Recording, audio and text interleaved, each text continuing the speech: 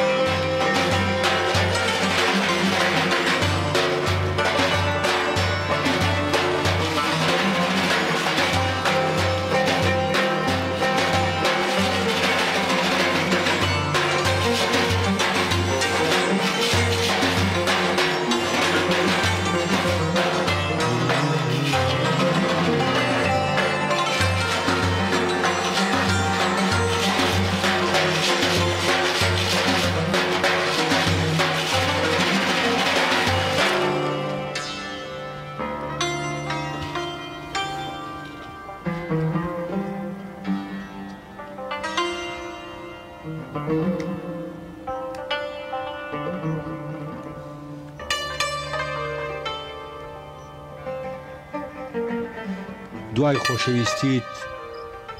چیترە و پرسیارە سەرم ناخوا بۆچی مرۆڤەکان یەکتر بریندار دەکەن. هەموو کەسێک لە ژوورەکەیدا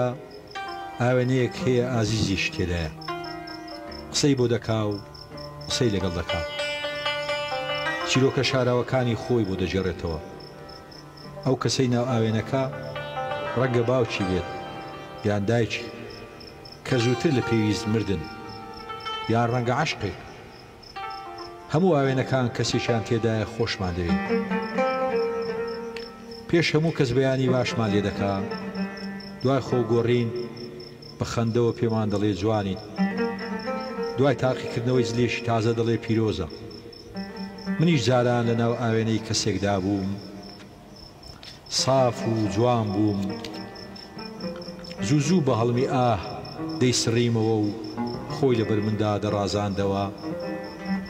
جێ هێشتم و وردی کردم، ئێستا لە خراپیم نییە کە منیش جارجارە کەسێک بریندار دەکەم. ئەزیزانم کاتتان باش، دڵخۆشی جارێکی دیکەش بە یەکتر دەگەینەوە لە بەرنامەی مۆمی بەرهەتاو. سوپاس بۆ ئەو هەموو ڕیاکشن و کاردانەوە باشانەی سەبارەت بە بەرنامەکەدا هەیە. ئەم بەرنامەیە میوانێکی عزیزمان هەیە، میوانێک لە هەولێرەوە، هاوڕێی نزیکی خۆمە زیاتر لە 30 ساڵە، دەنجێکی جوانە، کەسێکی جوانە، لە بنامەڵەیەکی جوانە، ئەویش کاک قارشێخانی.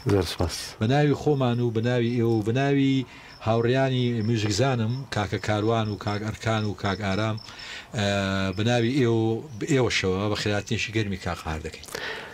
زۆر سپاس دەکەم کاک تەڵاتجان، خۆشحاڵم لەگەڵ ئێوەم، لەگەڵ جەناب تو لەگەڵ ئەو مۆسیقاژانە جوانانە سەرکەوتوون دەست خۆش بی. هەمێ دەکەم بەنامەیەکی جوان بی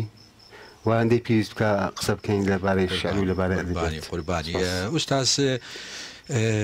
من دەمێک دەناسم مناڵ بووین، ئیتر داهاتێ لای مەچکۆ کتێبت پێ بوو، شعرت دەنووسی، ئەوەندەی لە بیرم بێ زارێکیان شعرێکت بۆ خوێنمەوە. بیرم نەماوە شعرەکە چیە، بەڵام گەنج بووین نەفتم لە تو گەورەترەوە، تو ماشەڵڵا ئێستاش هەر جوانتر دەبی. ئیتر پێم بڵێ چۆن بوو هاتێ ناو دنیای ئەدەب؟ بۆ خولیای لە چۆ بوو؟ لە بنەماڵە، لە کتێب، لە خوێندنەوە،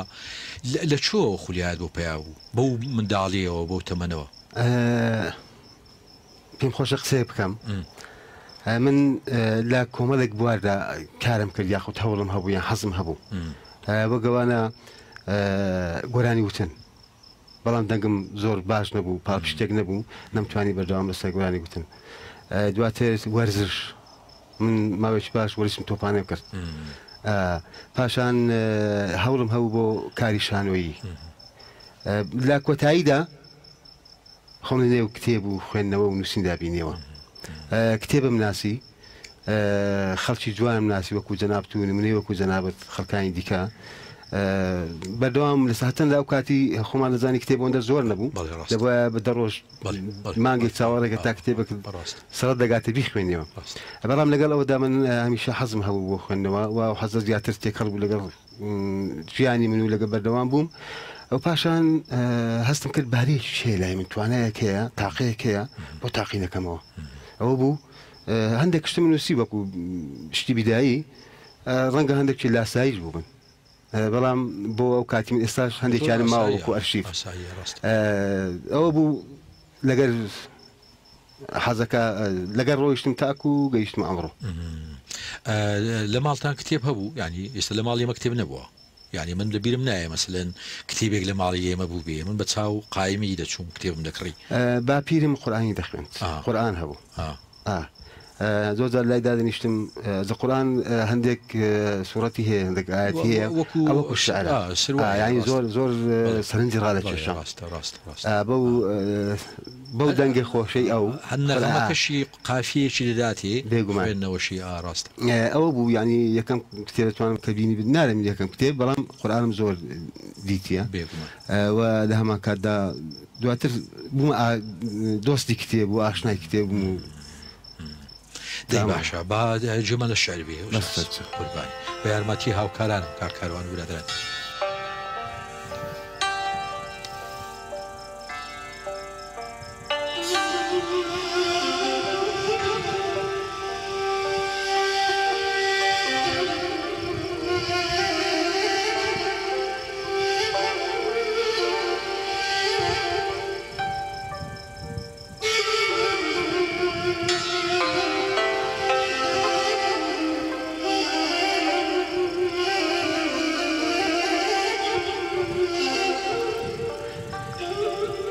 من لە خانەقای عشقی پاچتۆ زیکر بۆ چرای چاوانت دەکەم بە لێزمەی ئەشتی چاوی گریاوم هەمیشە چێلگەی ڕۆحم تەڕ دەکەم من دەروێش ئاسا دەفم لە شانە وێڵم بە شاخ و کۆسارانەوە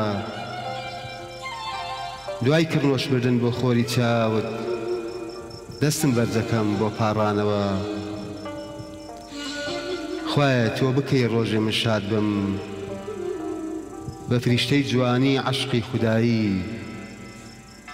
ساتێ بە بێخەم بە شادی بژیم تا ڕزگارم بێ لە دەستەنیایی ئەوسا لەبەر و باوەشی خۆزگەی بەدی نەهاتووی ساڵانی عومرم تەمەن بەڕێکەم بەدەم خەندەوە ئەشتی چاوانی گریاوە بسڕ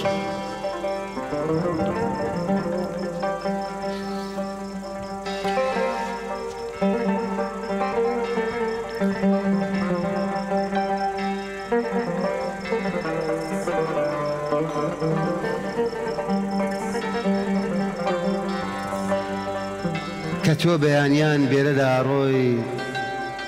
من لە دوای تۆ هەمیشە نامۆم وەکو پەیکەرێ دەوەستم لێرە هەتا دێیتەوە هەر چاوەڕێی تۆم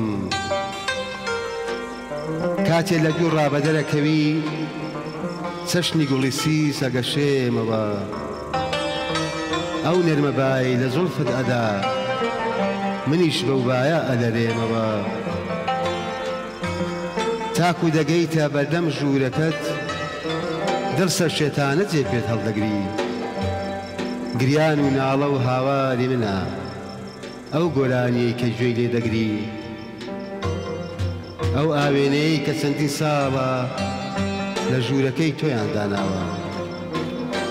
ئەوە پارچەیەک ئاوێنەی دڵمە گوڵم بە دیاری بۆ تۆم هێناوە لەگەڵ شانەیەک ڕۆژێ چەندین جار بە جوانترین شێوە قژت دادێنێ خۆ ئەوە هەر لە پەنجەی دەستمە بەڵام خۆی وەکو شانە دەمێنێ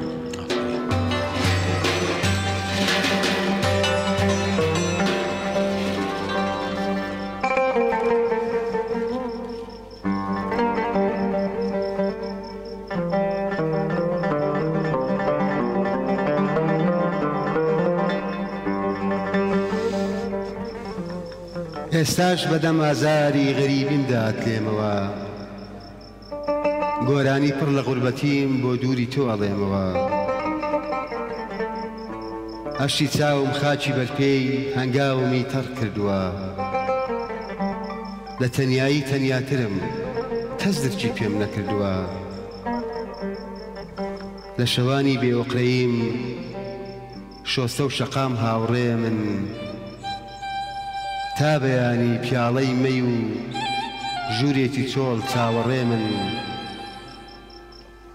کەسێک نییە بۆ خەمم گوێ لە ناڵەی دڵم بگرێ خەڵک هەر یەک خەمی هەیە دوو خەم من لە باوەشەگرێ تا نازانم لەمە دووە نوێژی عەشق بۆ چێ بکەم دڵی قەڵا بتۆرێنم یاخود گۆیژە بێ شارکە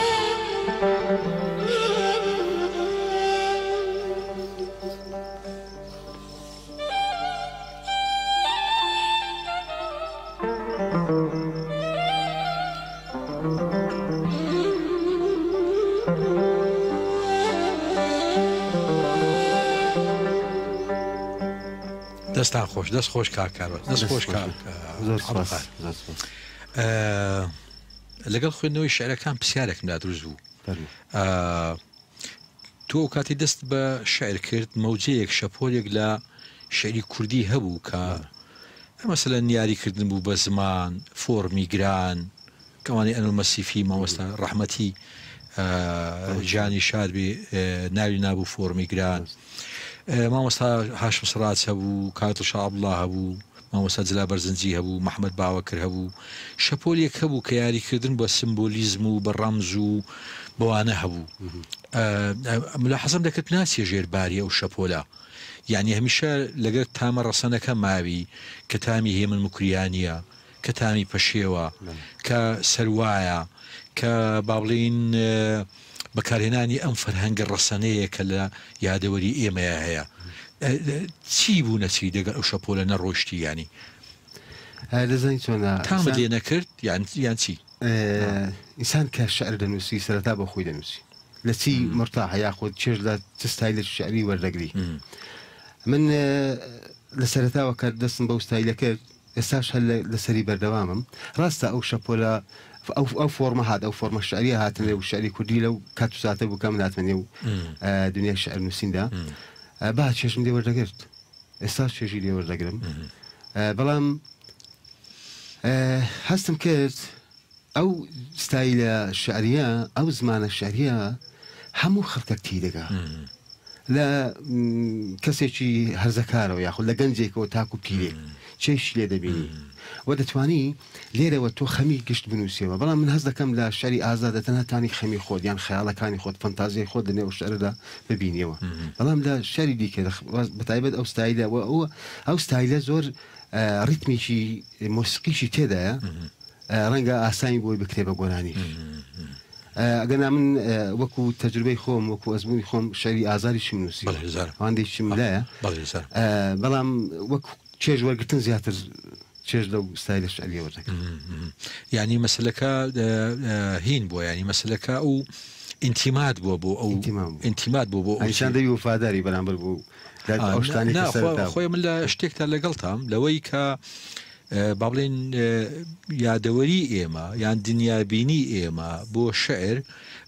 بە چێش و سەروار ڕاهاتووە یعنی ئێستاش مەسەلەن ئەتۆگەر بتوێ مەسەلەن مێشکرد ئیسراحات کە ئەوەندەی پنا دەبەی بۆ شعرێکی وەفایی ئەوەندە پنا نابیتە بۆ شعرێکی با بڵێن سمبۆلیزم ینی ڕموزیەت ینی ڕەمزی تیاابێوانە من لەگەڵ تام بەڵام من پێم وایە جەماعاتی یان با بڵێن ئەوانەی کە پەیوەست بوون و ئیتیمان لۆ شعری ئازاد هەبوو باشتر توانیان مەسەلەن ڕیکلام بۆ ئەو بکەن کەمە نوێگەریە لەوەی کە ئەمە ئەوەی ئەو ڕیتمەی ئێوە دەنووسن یعنی توانیان مەسەلەن قەناعەت بە خەڵک بکەن کە ئێمە بۆ نوخبە دەنووسین بۆ بژاردە دەنووسین بۆ خەڵکیشی بژاردەی تێگەیشت و من بەداخەوە کاتی خۆی شاعرم لە هەولێر و سلێمانی دەبینی مەسەن دەیگوت من بۆ تەماتە فرۆژ نانووسم من بۆ فیتر نانووسم ینی پێیوا بوو دەبێت لە تۆ سی کتاب بخوێنیەوە بۆ دیوانەکەی ئەو بخوێنیەوە یعنی ئەم فەوقیەتە یان ئەم خۆ بە شتزانینیان هەبوو ئەوانەی کە لە ناو دنیای ئەدەبە ئەو فۆرمیان هەڵبژارد بوو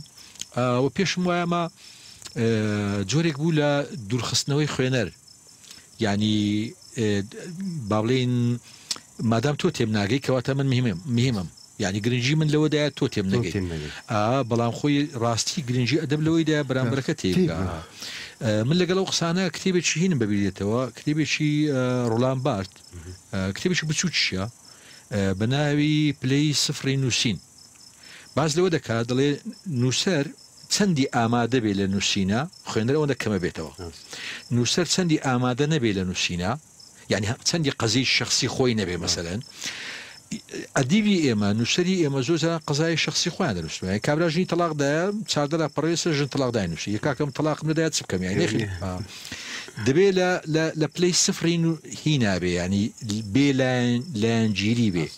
یعنی ئێستا ئەگەر شێوەکارێک لەو حەیەک یان پارچەیەک مۆسیقا مەسەن ئەگەر پارچەیەک مۆسیقا مەسەلەن هەست بکەم لە سرودی بەعسی هێناوە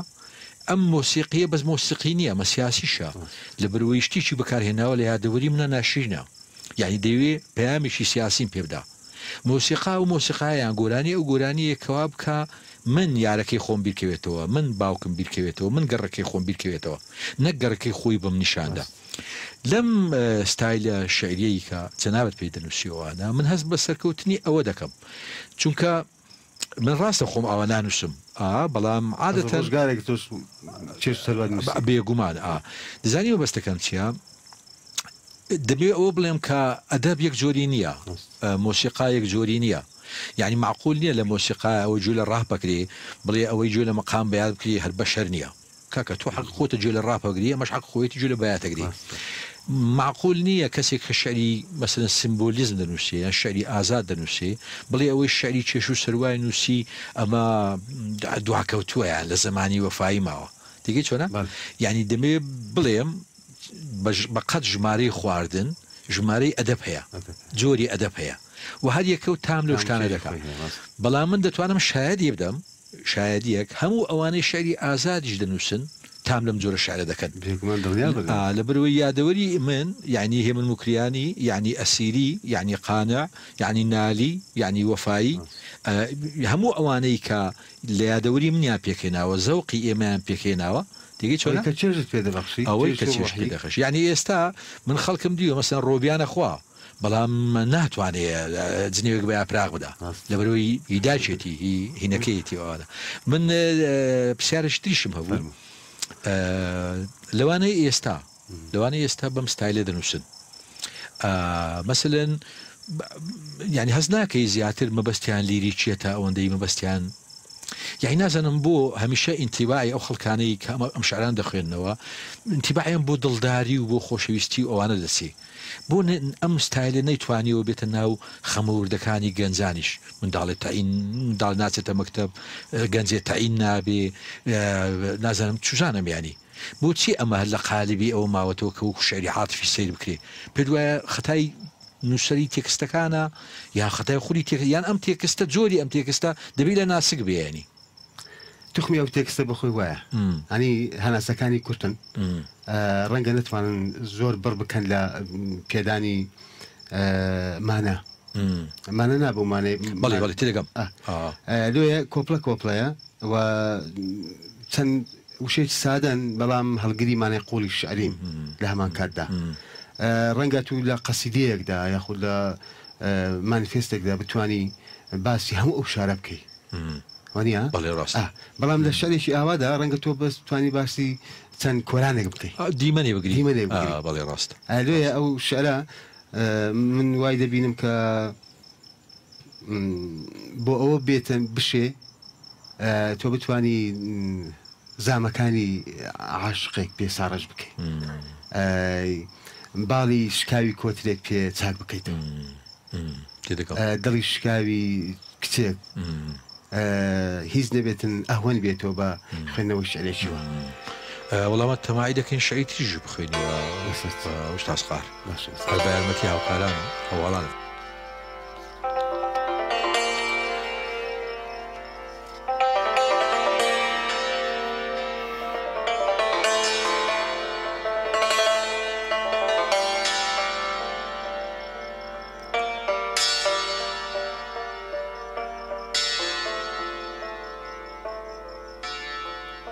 خۆزگە خۆزگە هەزار خۆزگە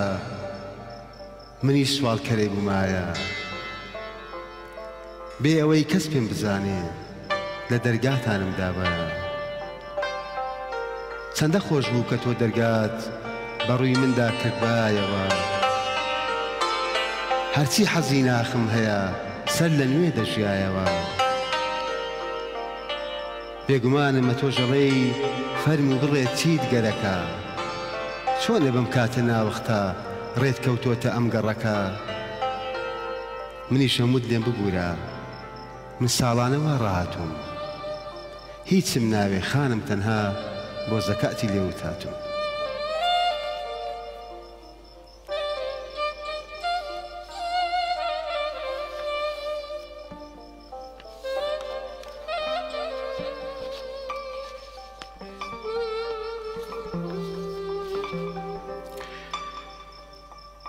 شعرێکت بۆ دەنووسم باڵای وەک باڵات جوان بێ ڕەختترین قسەی زاری هەر هەناسە و دڵ و گیان بێ وەکو تۆ خۆی جوان بنوێنێ کە بە بەردەم تا ڕادەبرێ لە جوانیدا بتوێتەوە کاتێ چاوت لێدا دەگرێ شعرێ بێ وەکو سێبەر هەرگیز لە جیا نەبێتەوە بۆ دوورترین شوێنیش بڕوە هەر بۆلانەی دڵ بێتەوە نەرم نەرم دەستت بگرێ دابنی شێ لە بەردەمت گۆرانیت بۆ بچڕێ تاکو بڕەوێنێ ئێش و خەمت بە سۆزەوە هەردوو دەستی لە گەردەدت بەئاڵێنێ ئەو کاتانەی دڵت تەنگە بولبول ئاسا بۆت بخوێنێ شعرێ بێ پێ بکەنێ بە ڕووگەشی سیماتەوە شەوان لەگەڵ تا بخەوێ دەست لە منت نەکاتەوە خۆی لە ڕوحی تۆ لول بدا بۆ ئەوەی کەس پێی نەزانێ هەر سۆزی خۆی پێدبەخشێ تاکوە و شوێنێ ئەتوانێ ببێتە چەتری خۆشبەختیت لە کاتی بارینی باران لەگەڵتدا بۆ پیاسە بێ کاتێ دەکەی یادی جاران شەرێ دڵنەواییت بکە سەبووری بێ بۆ تەنیاییت لەگەڵ تا هەڵسێ و دانیشێ ئارامی بێ بۆ بیناییت ئەویش وەکو خۆم دەمێکە لەنێو هەستی تۆدا ونە ئاگات دێبێ بەنیهێنی بیخوێنەوە نەبادا کەسێ بزانێ ئەو شعرەی لای تۆ هی منە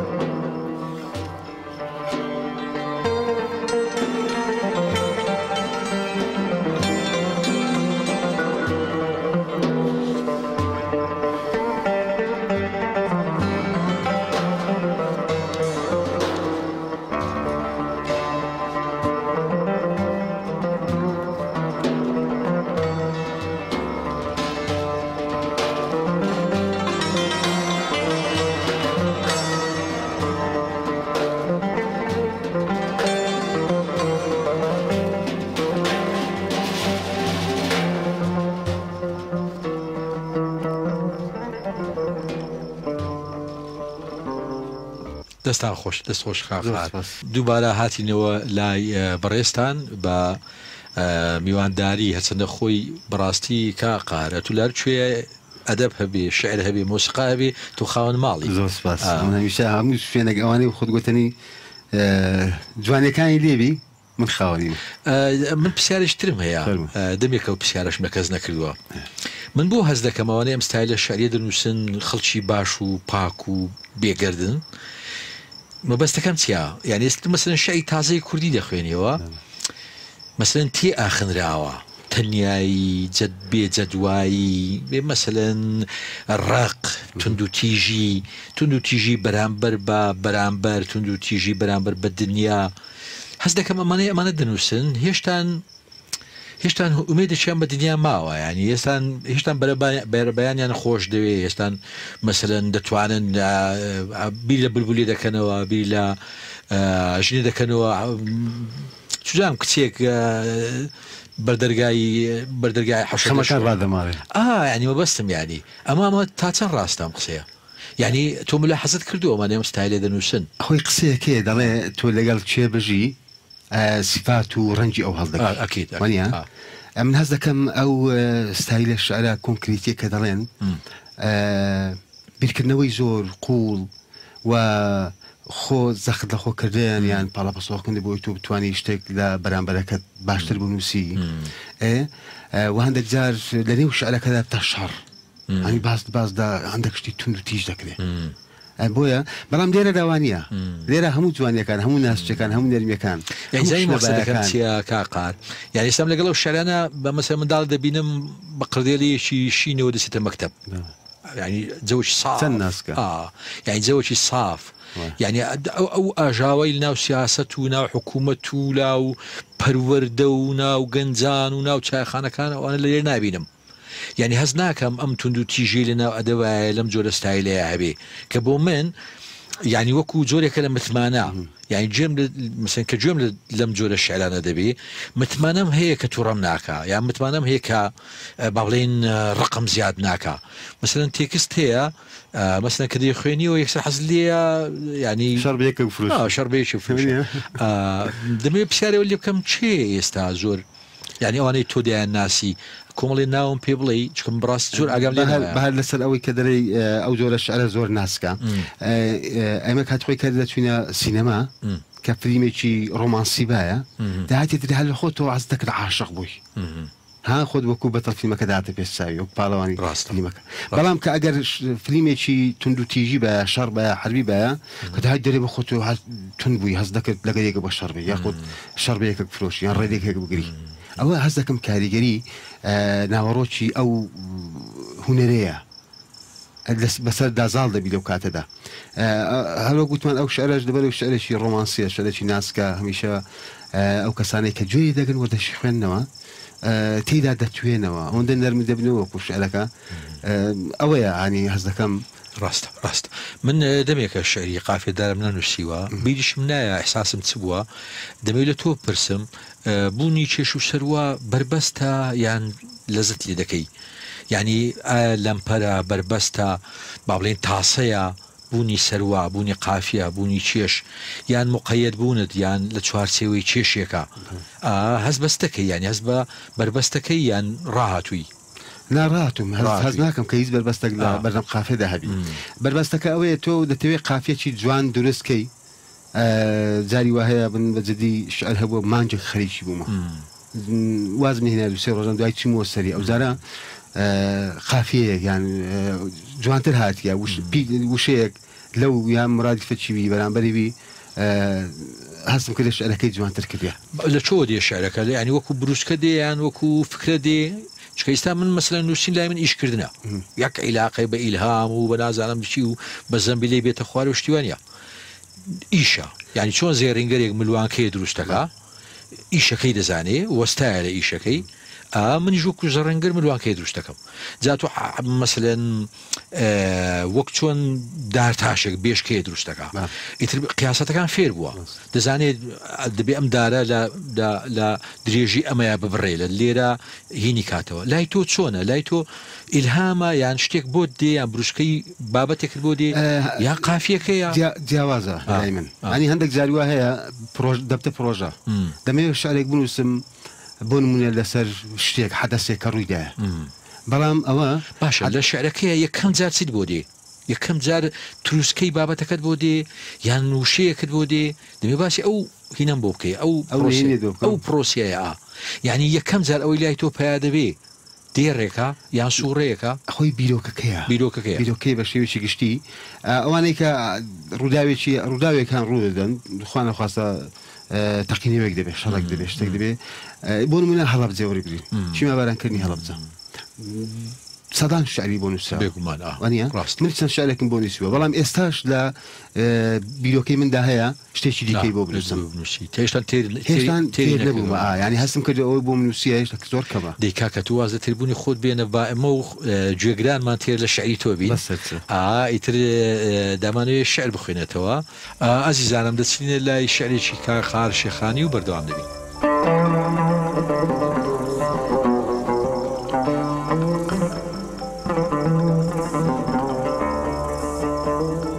ناوی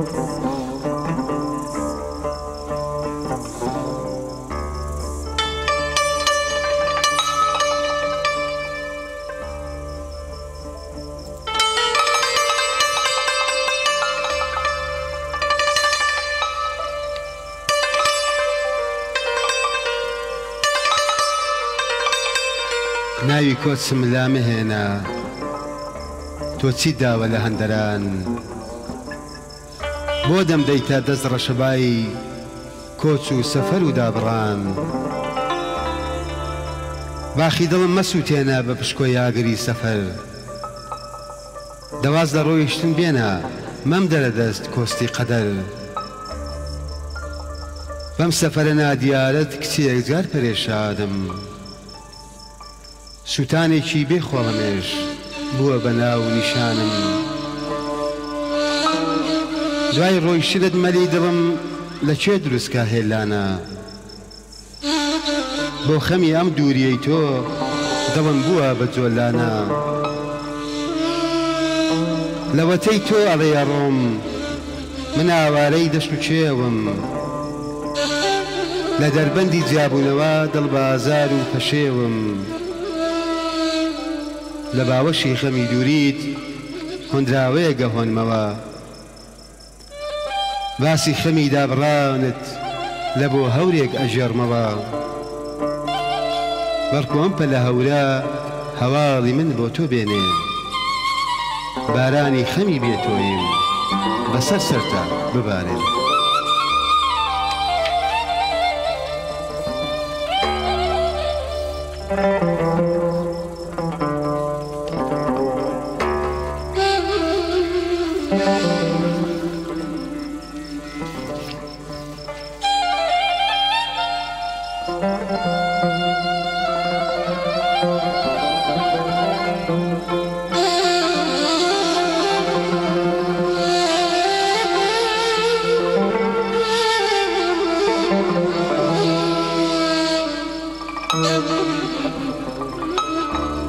دڵم لە زەردەی خەزانی ئەم پاییزە نابێتەوە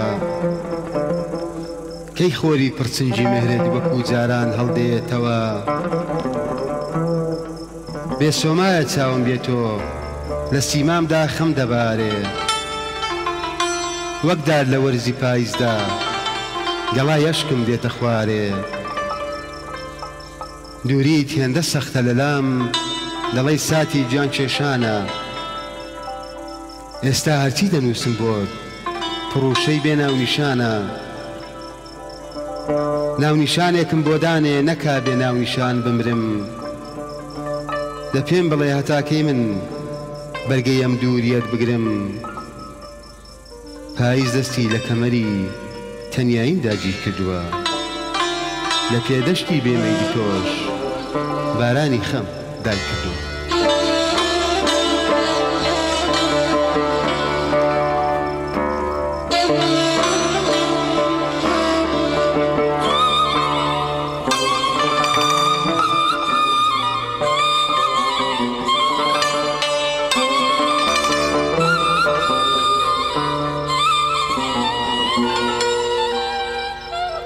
دەستان خۆش دەست خۆش کاکارە دەست خۆش کاقات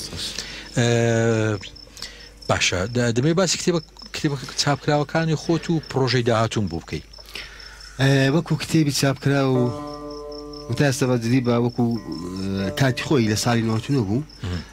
کتێبەکەم کرد نزیکەی 50 شەعری تێدا بوو بەڵام ئەو کاتە بە شێوەی فۆتۆکۆپی بوو وەکو ئێستاکە چاپەمەنی ئەوەندە پێشکەوتو نەبوو نزیکەی سەردانەیەک بوو ئەوی شەر بۆ هەندێک دۆست و برادەر و هەندێک دەستگاکانی ڕاگەاندنی ئەو کات بوو هەر ئەوم کردووە ئەوەی دیکە تاکو ئێستاکە هیچ کتێبەکان ئامادەن بەرامەکانم بەڵام هەوڵ دەدەم لە شوێنێک یان بە سپۆنسەری کۆمپانیایەک یان هەر چاپخانەیەک بێتن چاپی بکەم شعرن کتێبی شعرین یعنی هەموو ئەم جۆرە ستایلە شعریان یەک ستایلە یان ئازادی تایە هەروچێ دەی هیوادارم ینی ڕووناچی ببینی دڵخۆش دەبم کتێب چاپکەی من زۆر خۆشحاڵم بە هاتنی جەنابەت و بەڕاستی کەسایەتی جوانت دنیابینی جوانت ئەکتیڤیتی جوانیت یعنی تویشی لەو کەسانی کە من شایدید بۆ دەدەم کە هەمیشە سەرکەوتنی خەڵکی ترت پێ خۆشە ئەوە بۆ من ینی بۆ من سامانێکی گەورەیە کە لە تۆدا هەیە جێگای ڕێزەوە ئەوانە دوایین تێکست کە بیخوێنیتەوە تێکستی جوان تێ لەسەر هەنجوین ئەگەر لات بێ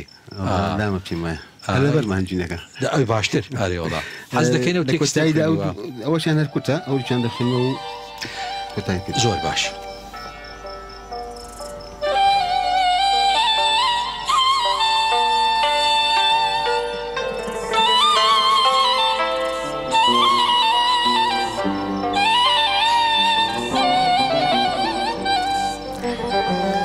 لەو ڕۆژەوەی تۆ ڕۆیشتووی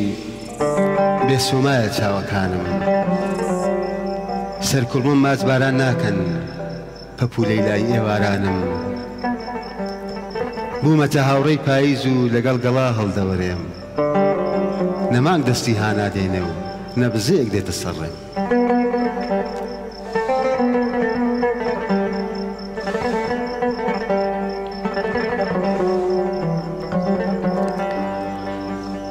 بیستم دوێنێ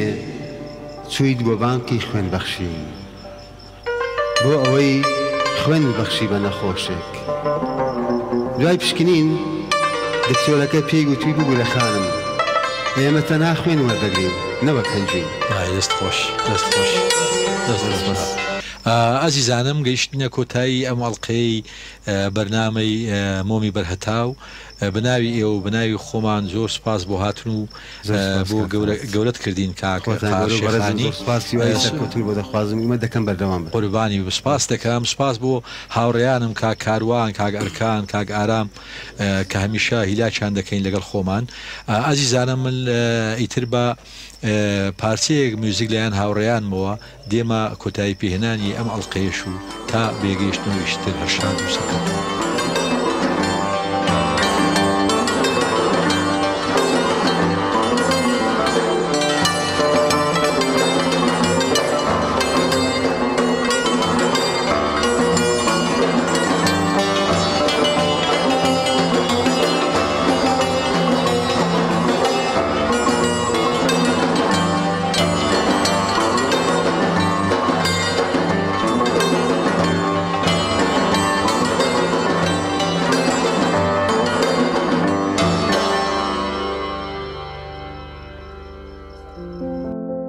ناردنەوەی ئەو گۆرانەی یەکەمین جار من ناردبووم بەجێی هێشتم وەک ئەو کۆترەی بیگرن و بە هەمان ئەو پوشانەی کۆی کردبوونەوە بۆ هێلانە بیبژێن.